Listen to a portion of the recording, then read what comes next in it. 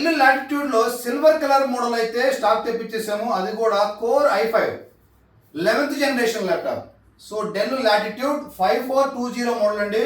So number model configuration మొత్తం mention చేస్తున్నామండి.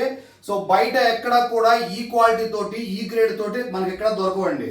So మీకు coding, programming, Python, software development కానీ, ఒరాకిల్, జావా, పైథాన్ కానీ, లేదా MS office, Excel, Microsoft, total everything.